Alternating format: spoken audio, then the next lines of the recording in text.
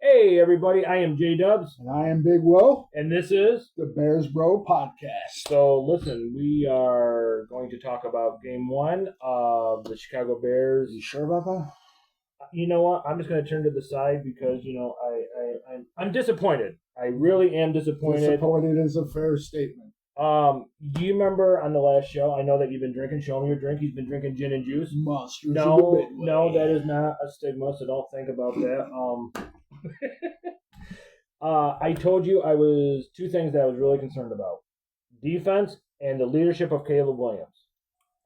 I want to start out by saying the first drive couldn't ask for anything better. Yeah. But once they figured out Caleb Williams, this is where we're going to disagree. Caleb Williams got rattled, and he was off of his game. You're not wrong, but there was a lot of factors into that game. In my mind, after watching it, because I have more of a level head than he does, you know. And you notice why he's called Big Will, right? You see that? See? I mean, it's fair. Part of my job is to make him break character, so which happens an awful lot. So yeah, we don't have to have a timer. We're on YouTube. That's fair. See, that's why it's 9:45 in the morning. And he's drinking. So I was just saying. No, but anyway, so after that game, I might need a few extra. While he gets himself and he collects his composure, I'm just saying that I was so disappointed on how it transpired after that first drive. Mm-hmm. To me, as a Bears fan, and even if I wasn't a Bears fan, you couldn't ask for anything better. 10 for 10, touchdown. He took command. He took control. He was in charge. But what happened after that? Yeah. We were just at breakfast, and I told you I saw him on the sideline. He was just... But that was more at the end of the game. So here's my take on it. I don't blame Caleb Williams and the offense. It was all defense. Because where was Montez Sweat? Yep. Obviously, yes, we were down starters. We were without Edwards, and then we were out without Gordon and JJ. Speaking of JJ, Justin Jefferson was pretty much shut down the majority of that game until Noshan or Nishan, however the hell you pronounce his first name. Right. Who had been on the practice squad last year with Minnesota, so he was familiar. They went against each other. He kind of locked him down for the majority of that game. He did. Now, but with that, if it wasn't for our defense, not giving J.J. McCarthy, there's too many J.J.'s. Okay, there's just way too many J.J.'s in this episode. In that one game, one J.J. out, J.J. McCarthy, Justin Jefferson. I mean, yeah. But our defense, for like the first half, stymied them. What other S word do you want to say? They couldn't do shit. And once, they figured out, okay, if we do something different, because I told you on the last show, and I even drafted him in our fantasy league, Tremaine Edmonds, with TJ Edwards out, he has to step up. With our JJ out, he has to step up. And Noah Sewell was the guy. Everywhere. Edmonds was there, but he wasn't a factor like he should be. I mean, he's a veteran. He's a grizzled veteran at that. Yep. Having come from Edmonds is the one from Buffalo. Yep. So he came from a Leslie Frazier defense. Coming to Chicago, you thought it was going to transition. And it's been a cool story. But again, when it comes to the defense, everybody said we needed an edge rusher. We needed to make this move. We needed to make that move. We saw, obviously, how Micah Parsons affected Green Bay's defense. Oh, God, yeah. Yep. Montez Sweat showed up at the beginning when he first was traded to Chicago. Now he's missing in action. Yep. I mean, what week did he get traded to Chicago 2 years ago? I think it was like week 6. Okay, he had 6 sacks in the next 10 games. He is the first player in NFL history to lead a team in 2 teams in sacks in the same season. So 10 games, 6 sacks. He's played a total of 18 games. Well, yeah. 4 sacks, 5 sacks. And none in that game. And at the beginning of the game, Javon Dexter was, eating J.J. McCarthy for breakfast, and then all of a sudden, it just changed. Him and the other guy, the Ogumbawai, I can't pronounce his name, I apologize. Mumbai get the fruit. So why my wife always says so. Wow. See, that's why you drink it. But our defense did everything right, but where is Tremaine Edmonds? Now, you're right. Sewell came in. Sewell was all over the goddamn place, and we'll get into some of the bullshit flags in a minute. Now, Tremaine Edmonds, you're the leader. TJ Edwards is out. JJ's out. You should have been in everything. I honestly think that ever since he got his money after his 2 good years, I think he's just gone downhill. And Sweat isn't as great as he was projected. It was, sadly enough, I loved Khalil Mack. It was kind of like how Khalil Mack burned it to the ground first coming in, and then injuries and age started being an effect. And yes, he doesn't have a guy on the other side, but why do you need somebody on the other side if you're a defensive playmaker? Like I said, look at Micah's impact. Yeah, absolutely. Over there, I don't even want to. I hate talking about them, but they look completely different. And Detroit, I said it, Ben Johnson, not there. Their offense looked completely different. Yeah. So where was Grady Jarrett? Where was he? You're not wrong. I mean, there's a lot of guys on the defense that were there, not out due to injury, that were not there. So this offseason, I want to talk about the offensive line. We were so happy, finally, we got an offensive line. Yes. Well, and the offensive line kind of protected him. But the problem is, what hurt our offensive line was too many damn stupid penalties. And right before key moments, not just penalties when you didn't need a penalty. Like we had a nice play. We were 2nd and 5, and then boom, put them right back, and then you're at a 2nd and 10. So it was like an incompletion all over again. Yep. And so, after who's the defensive coordinator for the Minnesota Vikings? Brian Flores. Brian Flores, great coach. Will be a head coach. We know that. Well, should be a head coach, but. That whole Miami debacle. Yeah. How's that working for you, Miami? Bill Belichick, texting the wrong Ryan. But anyways, so he dialed up schemes. Now, we have perennial all-stars on our offensive line, right?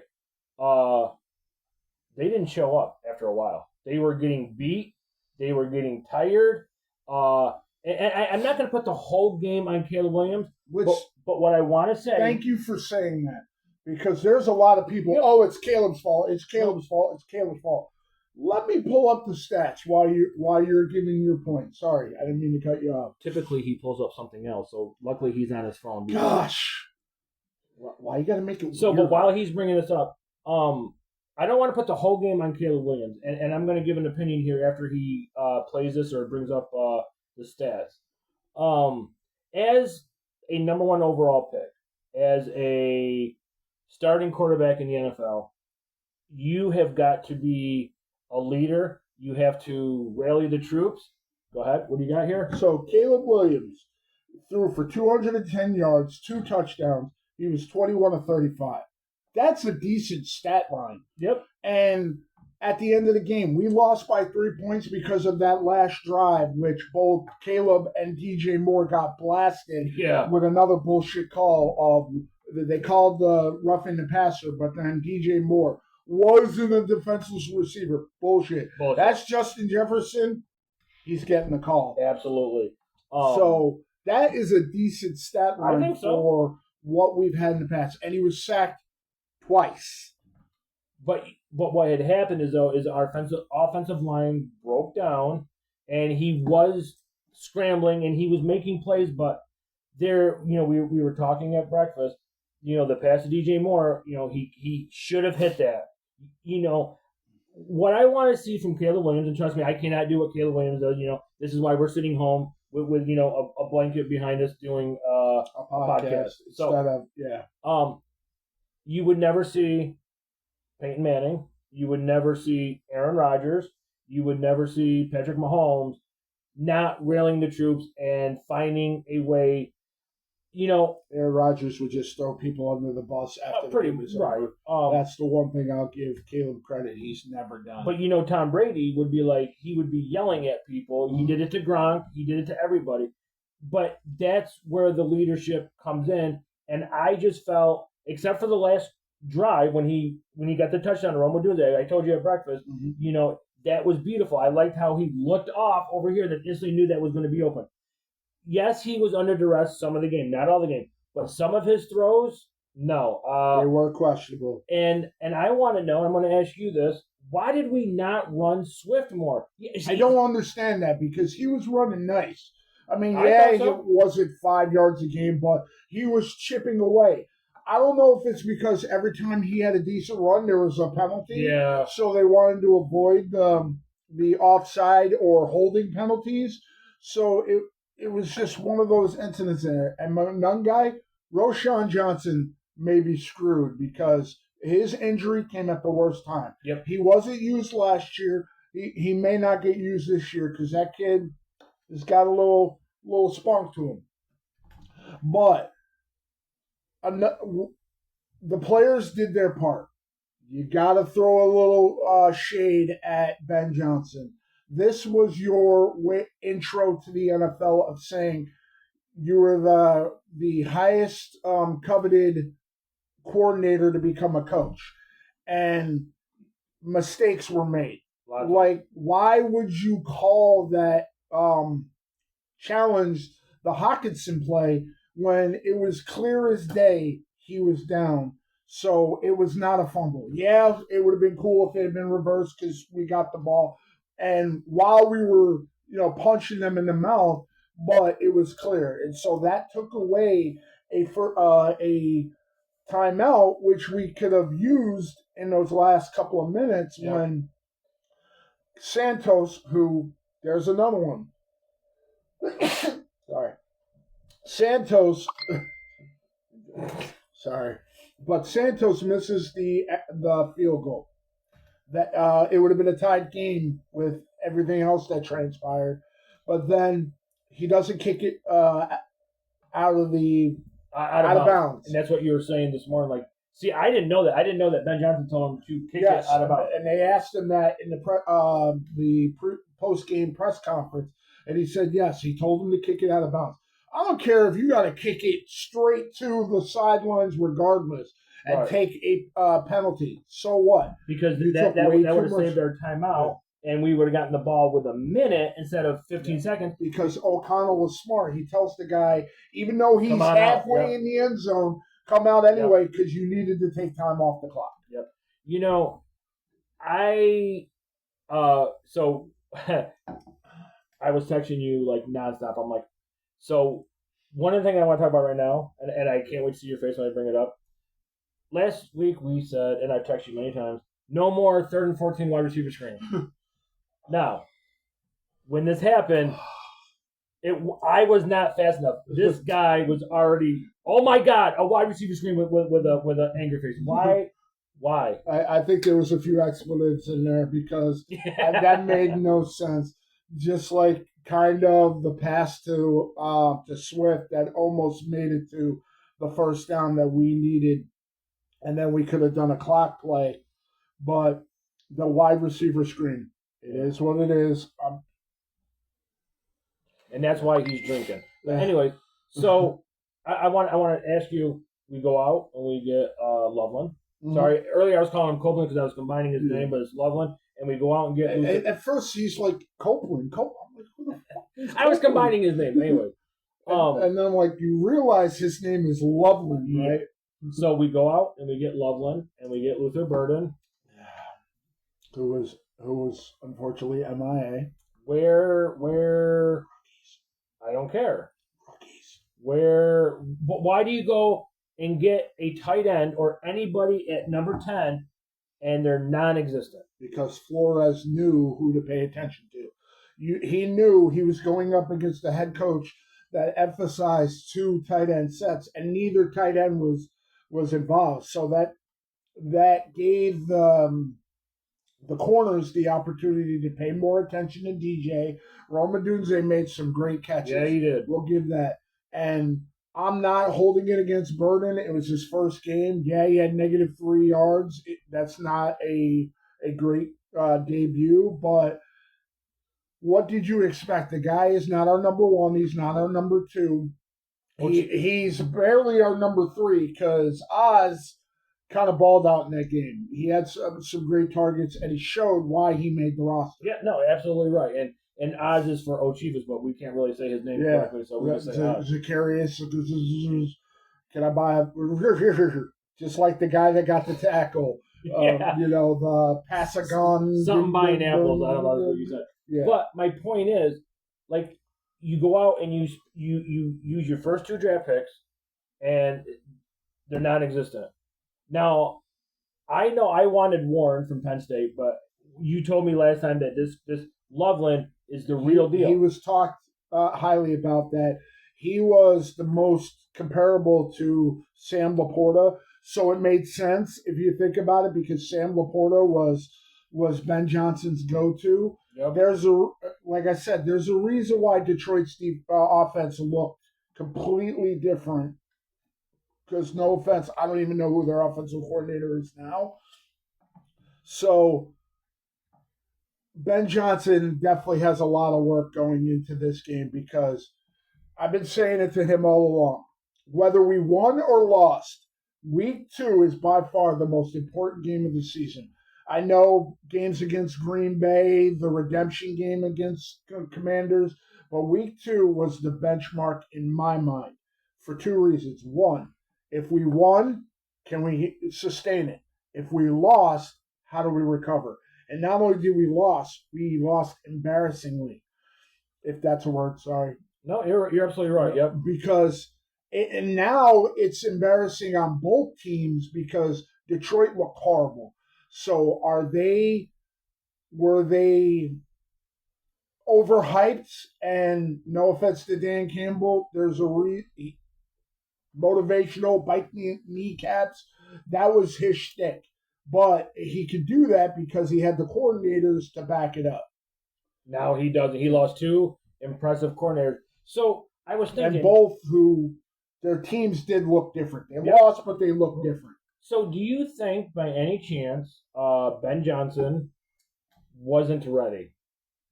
I don't know. I mean, because in all honesty, because he didn't have a lot of work with all of his starters in the preseason. That's why everybody tries to say preseason doesn't matter. Yes, that's a crock of shit. Let's go back to when Mr. Trubisky and all them didn't play. And because how do you build a brand new offense with a brand new head coach without playing? Yeah. And preseason, you're up against backups, whatever. You're still playing live action football instead of playing practice against your own squad, against even a joint practice. You're not playing meaningful plays of what's it like when you've got a 300-pound defensive tackle running at your quarterback in full speed. Now, like I said, I had time to think about it, and I didn't want to put the whole game on Caleb Williams because it's not. I think the play calling, I think, challenging that play, I think that was stupid. We could sit here and say, if Santos hit the field goal, but, he only had one opportunity. Okay, so he missed, but everybody misses, right? So, but if our offensive line stood up a little bit longer, right, I don't think Caleb Williams would have made some of the throws. Correct. And I also think that Caleb Williams, there's a lot of pressure on him. Let's be honest, there's a lot of pressure. And I know I think there No. I don't think there's a quarterback in the league not named the typical, the headliners. I mean, he's in the same boat as Trevor Lawrence. You could say the same about Joe Burrow, a first-round draft pick and first overall pick that has so much pressure put on him because of things that are not on the field. Like everybody was looking for him to fail because he was the number one overall pick, the whole painting the nails thing, and so on and so forth. Him trying to supposedly his dad saying that he wanted stake in the team. There were so many people that wanted him to fail. And then unfortunately for him, the same thing as Bryce Young, your second overall pick played a lot better than you did. Yep. And it frustrates me of, oh, you drafted the wrong quarterback.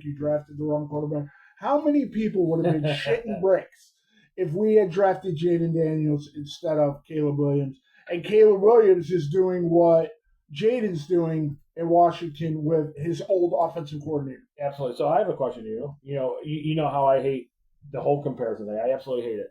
Correct me if I'm wrong. Peyton Manning, Hall of Famer, great quarterback, two-time Super Bowl champion. I know he beat us in the 2006, right? Great quarterback, right? Yes. Student of the game, you would almost say, right? Yes. Student of the game. I don't think there's a bigger student of the game than Peyton Manning. I know you were the stat guy. Didn't he throw the most interceptions in his rookie year? I'm sorry. Yes, he did. And where did Peyton Manning go? Now, it wasn't until Dungy came along. Mm-hmm. Now, I'm not saying that Peyton Manning... Manning... had Bruce Arians as his offensive coordinator. Right, and I'm not saying that Peyton Manning didn't progress in those couple of years before Tony Dungy came. Now, like I said, I was telling you today, Caleb Williams this, Caleb this, and on the way home, because he's a slow driver, seriously, well, at the same time, he arrived 15 minutes later after he... Anyway. Back road. So, this is the best offense that a quarterback could come into, right? You got good receivers. Not decent, but you got really good wide receivers. You have a really good offensive line. You do really, now. You really do. No, right. This year. Last year, no. I mean, he could be in his mind. Here we go again. Right.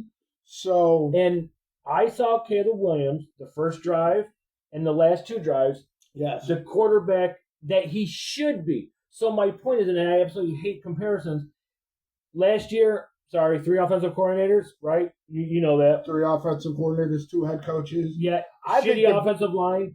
Let's give him, you called it last time, if he does not succeed this year, then maybe we need to move on. Absolutely. I mean, you could bring in, who's the backup now for the 49ers? Mac Jones. Put Mac Jones on us, he would succeed. You can put Patrick Mahomes with what we have, and he's going to succeed. You can put Jaden Daniels, Dak Prescott. You can put almost any quarterback on the system we have right now, and they're going to succeed. Mm-hmm. The offense is set up for success, not failure. So if on paper, right. The results have to be there. DJ Moore, proven wide receiver. Absolutely love the guy. He's played well with a plate of doo-doo sandwiches with his quarterback play. And so he's proven it. Rome's got to prove it. Whoever number 3 is got to prove it. And then which is going to be the rest. Yeah, it's a snowball effect. That's the word I'm trying to look for. But we had talked about so we have Ben Johnson, right, and we have Eric. He's got a lot to prove now because he's got to make sure that he doesn't look. He's not an Adam Gase. He's not Josh McDaniels, where you're an amazing offensive coordinator. You get the head coaching gig and you flop. So, what I just wanted to finish saying was, if he does not, barring any injury, I don't think on our team, I don't think we have a top tier. I think if you put DJ Moore on Kansas City, he would just be another Juju Smith-Schuster. But I'm just saying. But I think that I don't think we have a top tier, but what I think we have a lot of compliments. And what I mean by that is simple. We have really good players that if they all do their job, this team could be successful. Now, I'm not saying that Patrick Mahomes doesn't get sacked. Yeah, their line breaks down. There's missed blocks, there's missed assignments. Absolutely. I'm not saying that. I mean, we destroyed J.J. McCarthy the first half. I mean, he was shook. But what happened is they started making some plays, and we didn't. So you make some plays, guess what? Your belief goes up, right?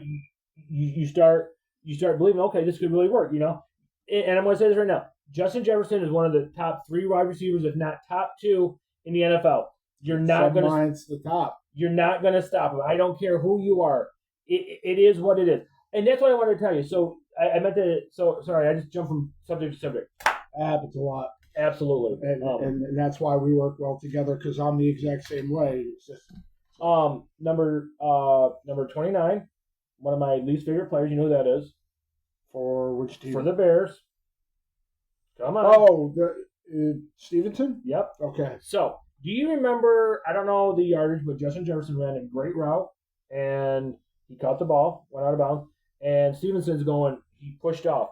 Watch that play. He was nowhere near Justin Jefferson. It's just he got faked out. Yeah. So, last time, and we've talked off camera, where is the discipline? Why are you sitting there trying to lie and saying that he pushed off? Just watch it. And I sit there, I'm like, oh shit, here comes, there is no discipline. And he has not been the same player since he made the Commanders move. Because I said it then, he should have been in the consideration for Defensive Rookie of the Year. He had the most interceptions in the league that year, and he wasn't in the running for it. He's just not a high profile player. That's why. Yeah.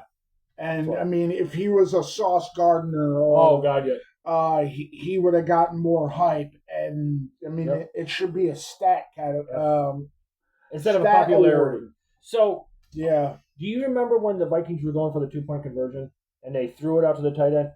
Was it Bird or was it Jonathan Owens? Jonathan Owens. They came up and made... Yes, and stopped him. I thought right there that was our turning point. Yes. I'm like, finally, somebody stepped up because... had Jonathan Owens just done it instead of a wrap tackle, instead of trying to just truck through he would have tried to peanut punch it, and then he's going in for the 2. So I thought this was our turning point. This is what we needed, and just, oh, man. Because that's the thing that I'll give credit for our defense, even though missing key players, is that in situations like that, we kind of stopped them lot in that game. We did. Except for Mason getting his plays at the end of the game. But again, was also, yes, our defense was tired. They were not overcoming the touchdown to Jefferson, which didn't happen until after Wright went out. So, and then they were tired. I mean, they were. I'm trying to figure out my words. I apologize because, obviously I finished my drink. Gin and juice. So, it's sponsored by Monster. But so that leads me into piggyback on what you just said. Why did we not continue to run the ball? They ran the ball. We got tired. I don't know if it's because, once Minnesota took the lead, it was more of we got to pass to make plays. Like a catch-up. Yeah. I honestly don't know. I had no explanation as to the way it went. There was, like I said, Ben Johnson made a few questionable decisions. Like going for the 2-point, or the 4th and whatever, and the unfortunate play. If DJ, I forget which person pointed it out. DJ changed his route, right. Which Caleb threw it, which would have, as soon as DJ caught it, it would have been a touchdown because he was wide open. But the wide open play to the left that Caleb overthrew him. Yeah. I mean, players make those mistakes, and it's going to happen, but Caleb did not give away the game. No. In the past, there were times Justin Fields tried too much. He gave away the game. Trubisky tried too much. Gave away. All the way back to Cutler. How many times did Cutler have the ability, but above the shoulders, he made mistakes? Let's not go there.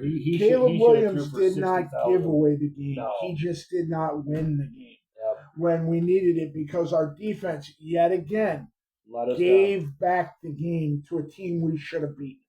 There's no reason. Up 17 going into the 4th quarter, do we lose that game? he's now Ben Johnson, unfortunately, is now lumped in with Matt Nagy as the only coach to be leading by 10 points and losing the game. That's a horrible going into the fourth quarter. Yeah.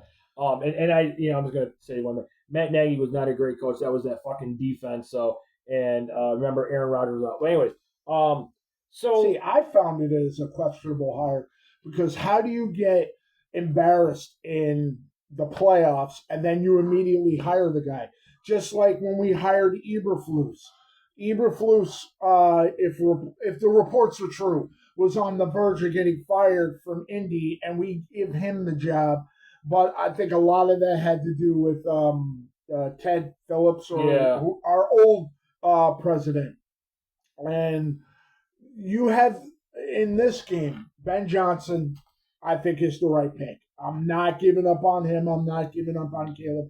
To me, it's too soon for an offense that is brand new to be giving up that easily. I know him. He was like, oh, I'm done with this. Same old Bears. So I don't think so because same old Bears, we would not have had that chance at the end of the game. So as a fan, right, I'm going to talk as a fan. We have suffered long enough, right? People can say, well, look at Patrick Mahomes. He lost the ball. Okay, yeah. But look at what Patrick Mahomes' success has done. I would be more happy if we went to the first round of playoffs this year, right? Just hear me out. And we lost. Got to make the playoffs. Right? And we lost, right? What I don't like is getting beat week in, week out, dumb play calling. And as a fan, I was happy with Caleb Williams' stats. He made that touchdown run. Come on, he wouldn't have done that last year. Yeah. He would not have done that this year. In both runs, because he almost had the touchdown going that ended up him being stopped at the 1 or 2 yard line. And then he scrambles a little bit and then finds a wide open Roma Dunze. And like we had said, I loved how he looked off, right? He backed off the linebacker and he knew that was going to be open. That's the mentality that I loved. I was cheering. I was happy. Yes. Now, does any quarterback have a great game the whole entire time? No. Hell no. Does any running back? No. Wide receiver? No. Look at CeeDee Lamb. Of course, I am a couch GM. CeeDee Lamb, only because I have him on fantasy, dropped 2 passes he should have caught. But everybody's going to talk about, there's 2 drops, but not the 7 receptions that he had in the touchdown. But anyways, what I saw from Caleb Williams, the good was far exceed last year. Bad. But the bad, I think he was. This is why I say there's too much pressure on him. He was trying too much. Like when he was going out to the right sideline, he tried to juke the defender, and then he threw the pass. He should have just got outside the tackle box and thrown it out of bounds. But he's trying to make a play, which we all know. Or the one play where he's falling down and he lofted it. I mean, he was doing that to avoid the sack, which I give him a lot of credit for because there's a lot of plays in that game, and I texted him this. That would have been a sack last year. Yep. That would have been a sack. He threw it away, or he tried making a play and it didn't happen. There's a lot of he only got sacked twice. The reason why he only got sacked twice is because our offensive line got better. It showed because he had a lot of time to make a lot of plays. It's just the people he needed to make the plays to were covered, and he got rid of the ball when he needed to get rid of it. So I have a question. This is going to be a really bad analogy, so stay with me. He has no idea what's coming. So, what is the favorite thing that you like to make at home to eat? What's the favorite thing? I didn't think it was going to take this long. Well, it varies because my wife is the... No, you. What do you cook that you absolutely love? Me personally? Yeah, you. This is what I got to deal with. I'm sorry. I don't cook. No, but okay. What is one thing that you make all the time? The same thing. You. I don't care. Just lie. Holy crap. Bacon. Okay, there we go. So, do you ever cook your bacon differently, or is it the way you like it and it works for you? Sorry, this is a bad analogy. I try. It doesn't always turn out that way. So you always go back to what works, right? Yes. So here's my analogy. Sorry, guys. It's early. The drink finally kicked in. So the first drive, everything worked, right? Yes. So here's my being a fan, thinking that I could do this as a coach. Stay with what works, right? Yes. Because if you look at Ben Johnson in Detroit, right? We all know the famous hook and ladder play, right? I'm glad I did not see any of those plays, but stay with what works until okay. Here's another analogy, right? Um, uh, Rocky 2 started becoming a left hand fighter, right, or a righty, and then Mickey said it's time to switch because you did everything that you were comfortable doing. It was working, and then you went back to what really worked. I know it's really bad how I said it. It's bad analogy. I'm saying this game Sunday, stay with what worked, right? Don't go out there and try to do anything different. Run DeAndre Swift, right? Because that's going to wear down the defense. Swift and Nungai or whoever happens to be out there. DJ Moore out of the backfield. But I'm saying stay with the basics, right? Because right now, if I was Detroit, I would, and I said this to you, I would be watching film. Okay, what did Caleb Williams and the Bears get away with? Okay, what could they not do? What did they let Minnesota get away with? So I would be doing that. All I'm saying is do the basics that is comfortable with Caleb Williams, with DJ Moore, Rome Dunze, run DeAndre Swift, and then when the time is right, you bring in something different. Yes, sir. You know, you were talking about analogies as far as movies. All I can think of is in Varsity Blues when the coach, played by John Boyd, I'm drawing a blank, is the character's name, and he's hitting him with the whistle. Stick to the basics. Stick to the basics. Stick to the basics. What was he talking about? We were a running team. We wear them down. You wear down the defensive line by running the ball. Yep. And then you find the open receivers when you're running the ball. Obviously, we're going to have to face that this week because we're going up against Jahmyr Gibbs and David Montgomery. Yep. And Montgomery still has animosity towards us, which I don't understand why, because we wanted him to stay. He just wanted to leave. And that's a... Yep. But, so what I'm saying is, so you run the ball. Mm-hmm. What that sets up, play action pass, right? Because you have to respect the run. Now, and we have the player. We have all pros. Isn't Daman an all pro? Yes. Isn't who's and Joe Tooney from Kansas City? Isn't he an all pro? At first, before not only Kansas City, but he also was part of New England as well. So he's got a history of winning. Let's bring it here. So it goes back to decades ago, 100 years ago. Run the ball. It will set. Name one team that is strictly passing. Go ahead, I'll wait. Oh, okay. I can't think of any successful team. Right. Because look at Detroit in the past. When they had Barry Sanders, they were all rushing, and it just didn't work. Minnesota, when they had Adrian Peterson. Yep. But, I mean, like I said, and that's where I said, to me, we don't have top-tier players. It's not a knock towards anybody. I can't do their job. I'm sure they could sit here and do my job. Are we getting paid for this yet? Not yet. I'm working on it. Okay, perfect. But we're working. Why do I keep saying I'm working on it? We're working on it. But what I'm saying, we're though, a dynamic duo. Just run the ball, right? That's why you keep Swift. That's why you didn't go and make a huge trade to trade up to draft Ashton Genty. Can I say something? He wanted Nick Chubb. Oh, I did. Because he was a proven veteran, and Poles was one of the ones that were part of drafting him. So why wouldn't you? Yep. Why wouldn't you do that? I'm just saying, if Ben Johnson is who Ben Johnson, I'm sorry, I'm going to steal a line from the late great Dennis Green.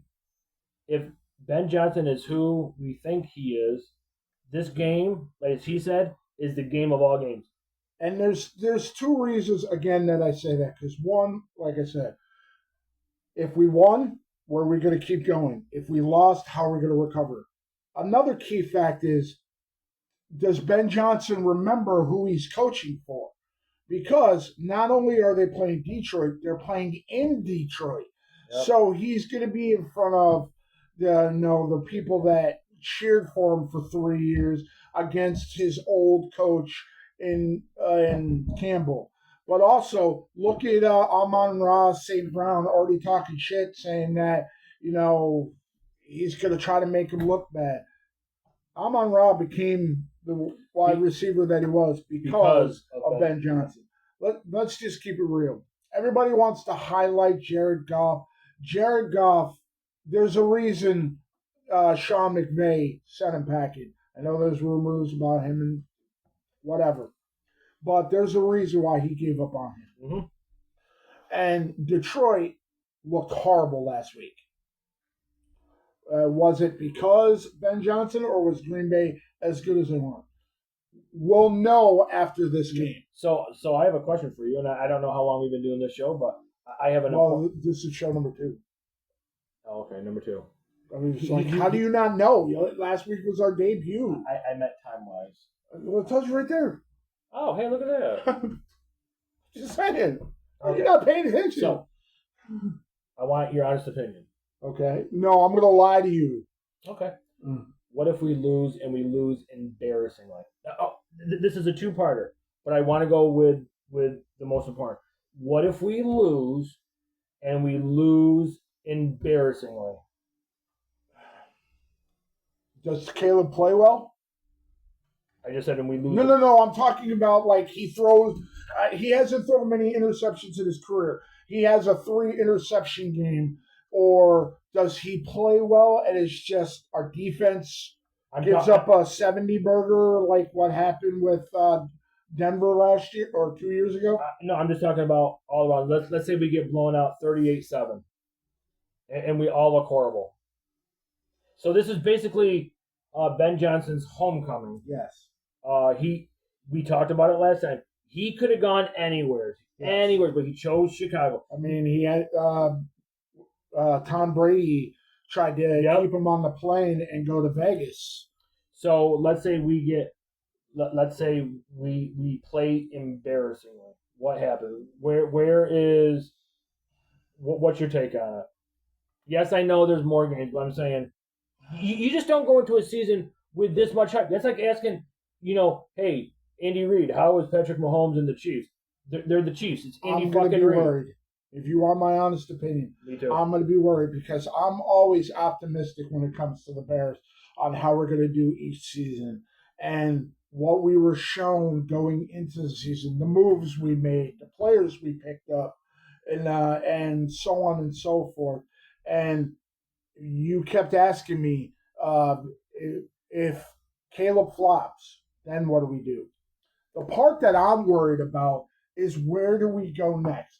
There are some decent quarterbacks in this upcoming draft if we decide to pull the plug on Caleb, but there's none that have lit it up to the point where we're saying, okay, he's better than what we got. Because Caleb, with the ability, was better than Justin Fields. Justin Fields, in his time in Chicago, was a one-trick pony where it was all about his legs. Yep. He's showing now with the Jets that may not have been the case because he's got his wide receiver. And by the way, I was also cheering for Justin Fields because I was a huge Justin Fields fan. And not only because they were playing Aaron Rodgers, I'm rooting for that kid because I think if given the chance, he can have a Baker Mayfield resurgence. Absolutely. Because Baker Mayfield got to a spot after 4 different journeys of finding his place. I mean, you put Justin Fields on the Bears now, but that's another topic. So here's my take on it: if we lose embarrassingly, and I'm saying nothing goes right. I mean, it happens, right? It happens.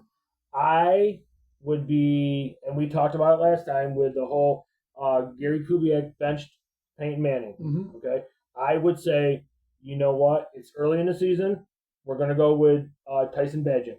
Which I'm just saying. He's kind of motivated the team because that's the question. Everybody's saying, "Oh, we should bench Caleb and go with Bagent." I don't think we're there yet because one, Bagent, when he was the guy when Justin was hurt, he didn't look too good, but he didn't have the team that we have now. But I'm just saying though, Caleb Williams. I don't think Caleb Williams is cocky. I've seen a lot of cocky people. I just don't think he's a cocky, arrogant individual. I don't think Caleb Williams is that. However, he has his moments. Right, but we all do. I mean, if it's early in the season and we get embarrassed, we're down 0-2, right? Mm-hmm. I'm just saying, as a mind, to get everybody, hey, it doesn't matter who you are. I would bring in Tyson for one game, and let's say he balls out. Stay with the hot hand, right? Then what do you do? Stay with the hot hand until it's no longer hot, and then maybe, just maybe, Caleb Williams. I'm just saying, because that's what happened with the great Peyton Manning. He got benched, and what did he do? He came in and won the fucking Super Bowl. Okay, I'm just saying. I mean, now, but there's a big difference but between, I get it. Because you're going to get people saying that, oh, you're comparing Caleb Williams to a Hall of Famer. Nope. But you also said one of your favorite coaches was Bruce Arians. Mm-hmm. When the Bears beat Tom Brady and the Bucs on Monday Night Game, the fourth, yeah. And what did Bruce Arians say? He didn't sugarcoat shit. He was like, no, he knew exactly what down it was. That's my point. You could just be. I'm just saying, if we go 0-2 again, what was our record after 2 weeks last year? We were 4-1. Right. And then the Commanders game happened. Okay. But I'm just saying, though, if we play horrible, some changes need to be made. Now I'm not ready to pull the plug on the quarterback just yet, especially in a new offense. But I'm just saying, that's just my opinion, because sometimes you just never know. You got to have humility in life. Now, what if we win and we look good? I don't want to say great. I want to say, and we look good, and we cut out those mistakes, and Caleb Williams isn't making those weird throws, and the receivers are catching the ball, and we're running the ball, and we're not giving up, easy sacks or pressures where he's got to be on the run. If we go in Detroit and we win with not a bullshit flag at the end or this or that, then I will be like, okay, so then this is a legit. But if you go down 2-0, or I'm sorry, 0-2, then what? Then he's looking at porn. No, I'm trying to see who we have week 3. And then we go up against the Cowboys. Because you can't have one good game and then not do well, which Caleb had a couple of good games last year, and he had the 3 games where he had 300-yard passer, and 3 touchdowns. And then that was, to me, that was the Thomas Brown effect.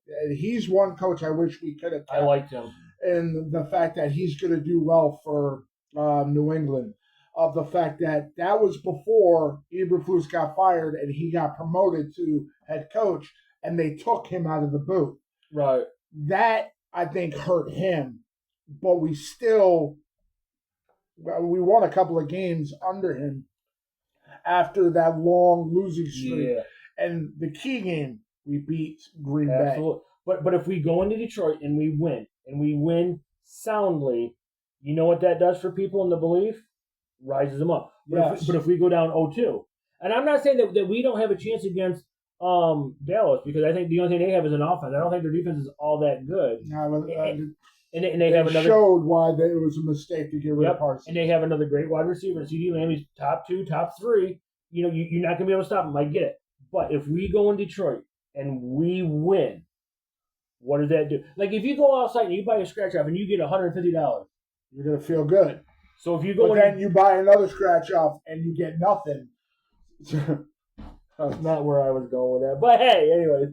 No, that's what I'm talking about, how if you get one scratch off and you win $150 and then you buy another one and you win $25, you're going to still feel good, but Absolutely. You're sustaining your winning. Right. When you go to the casino, if you win one card game playing poker and then you win another one, you're going to start building momentum, building confidence. That's what we need.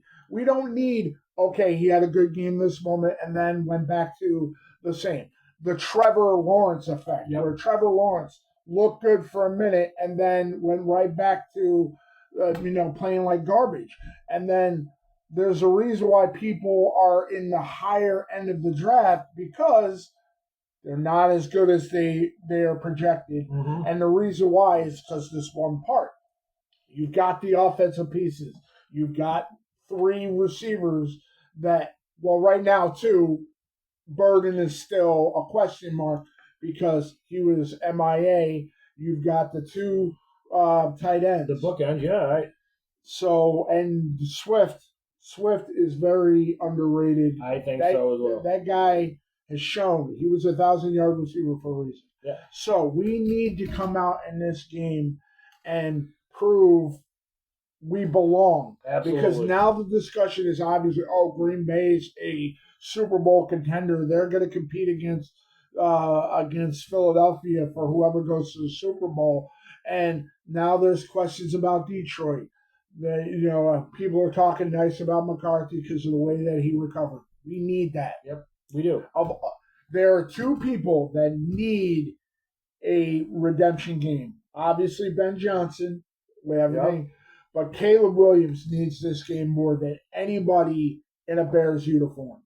Because then it's going to trickle of, is Ben Johnson who does Ryan Poles need to go? Yep. Does this guy need to go? And same thing with our defense. I don't think, as fans, we could withstand another full house turnaround, but I just would, I don't think Ben Johnson's going anywhere. Okay, good. Or at least anytime soon. Right. It's not going to be where a one and done. He needs to do something. It's not going to be like in Miami where people are just going to keep, hoping for the best and getting the worst with Tyreeko. Well, that's a whole nother. Yeah. So I want to touch on something, and this time it's really stop touching things. It's not really you. So you had brought up the stats. It's not okay. He was 19 of 32, right? Is that just right? 19 of 32. Gosh, pull that back up. Sounds personal. You're talking about touching things, so I don't want to hear nothing. So okay, he was 21 of 35. 21 of 35 for 210 yards, 2 throwing touchdowns, one rushing touchdown. Now he had 2 touchdowns total. Oh, total. Okay, total touchdown. One was a rushing touchdown. The other one was a pass. So this is what I hate about NFL. If that was Patrick Mahomes, it would be Patrick Mahomes was just a little bit off of his game. If it was Baker Mayfield, Baker Mayfield played a hell of a game. So last year, Caleb Williams threw more yards and more touchdowns than I believe Jalen Hurts. But Jalen Hurts had all those other rushing touchdowns. Yes. Patrick Mahomes was 24 of 39 for 258 yards and 1 touchdown. But because it's Patrick Mahomes and he's got 3 championships and MVPs and whatever. But I'm just saying, our offensive line gave up and he still put up those stats. I think it's very good. And now that we had time to talk about that, the entire blame is not on Caleb Williams. I still want to see him get up and surround the troops and be like, listen, let's do this. What am I doing wrong? I want to go back to just one more Peyton Manning, and then, we can end the show or go back to you. When Peyton Manning went to Denver, they were in practice, and I can't remember who it was. They called an audible. Peyton Manning stopped the practice and said, why did you do that? And the lineman explained, this is what I saw. That was called communication. Yeah. So what I would like to see from Caleb Williams, as you're the quarterback, you are the leader. DJ Moore is not the leader. You are the leader, right? That's just the way it is. That's why you have the C on your uniform, because I got a C on my hat. Anyway, I want to see him do this. I was going to say I got the Bears, so I don't have the C today. He doesn't have the seed, is what he says. Anyway, I see. But I want to see Caleb Williams get the offensive line, right? And the receivers. I want him to be like on the sidelines. I want him with the little the Chromebook. Yeah. I want him to be like, what am I doing wrong? Is it me? Is it my cadence? Is it this? What do you guys think? Because maybe Dahlman is like, listen, I don't like what you're calling, or I don't understand, or maybe Wright is like, listen, I'm confused, or maybe Caleb Williams is like, wait a minute, I thought you guys were blocking this way. Maybe DJ Moore is like, oh, okay, I thought it was this route or whatever. I'm just saying, that's what separates you. One more reference, I'll give it back to you. Michael Jordan. We've all seen it. He wasn't involved in the play, but he was up. He was already on the bench. He was up and he was looking in, and he was talking. And then there's another game during the championship where he told Steve Kerr, if they double up on me, I'm going to kick it out to you. I'm just ad-libbing. I don't know what exactly said. And Steve Kerr hit the go-ahead jump. That's what I want to see, is for them to all be on the same if they're page. paying attention to me, who else am I going to make look good? And you could say, like he keeps talking about with Patrick Mahomes. Patrick Mahomes could not be on his game, but then he finds in the game against Buffalo with the timeout game and everything. He found Tyree. Yep. So, but should we continue, or are you think an hour is good enough? I think an hour is good enough. So, with the last part, what's your prediction for Sunday's game? Because obviously your last prediction that was way off. No, see, I was going for the total score. That's what I was doing. So, you know what? Are we? Which team is going to be 0-2 after Sunday at 4:00? I think Detroit is going to be 0-2, and I think we're going to take the game 21-17. See, I think Ben Johnson's going to recover, especially against his old team, because I don't think he wants to look bad. I think Detroit's going to show the cracks in the armor, and I think we're going to win 28-24, and we're going to win with a field goal. I think Santos is going to redeem himself. So actually, I'm bad at math. Sorry, I failed it a couple times. We're going to win because we get a field goal to put us up. So 27-24. Yeah, there's the math. We're going to be tied going into the kick. This is why I love the guy. Sorry, math was not my subject. 2 decades of friendship, and this is awesome. I still question. I mean, I'm not glutton for punishment. Absolutely, but I appreciate you taking time out of your busy day. I've been on vacation, I haven't been doing anything. So I just want to appreciate you coming on over. We're doing this. I appreciate it, and please share, like, most importantly, you gotta comment. We gotta know where your mind's at. For where are all our fellow Bears fans? I mean, we had one person comment about no offensive line, no defensive line. I like that. Yeah, I love the interaction. Bring it to us. And any Lions fans that happen to see this, see what you got. I'm just saying. And so, thank you for tuning in to this episode. We'll see you next week, hopefully in a better mode and being able to talk about us going to Dallas, smacking up some cowgirls. I think doing the show with no pants on put me in a good mood. And just so you know, it's a myth what they say. Okay, listen. You have no way to respond to that one. For Big Will, I am J Dubs. One last thing. Sorry. Today is obviously September 11th. Yep. So 24 years ago, the worst incident in U.S. history. Unfortunately, depending on whether you like his opinion or not, there was a horrible incident that happened in Utah. You know what I'm talking about if you know what I'm talking about. Some bad stuff. I'm not putting it in the same category as September 11th. September 11th, to all of the first responders, any family member that was affected by that, know you're always in our thoughts and prayers. I'm a wrestling fan. There's a wrestler in the WWE who's a 9/11 kid. And which one is that? She goes by Zelina Vega in the WWE, but her real name is Thea Trinidad, and so her dad was a police officer that went to help and unfortunately lost his life. Today is a horrible day in U.S. history, and us talking about the Bears, if it takes your mind off of it for a few minutes, much love. So again, thank you for tuning in, and have a good one. Bear down. Peace. Hold on. I just want to say one thing. If you're watching this show and you say a dumb comment, you can jump all over the Bears. I don't care. But with what he just said, if you have a dumb comment, just don't, because there's no place for it. We will see it, and we'll just get your channel shut down. So just don't do it. If you don't agree, it's fine. Just scroll on. So thank you for bringing that up. That was very, very sentimental. Absolutely. I love that. So with that, you guys have a great day. Hey.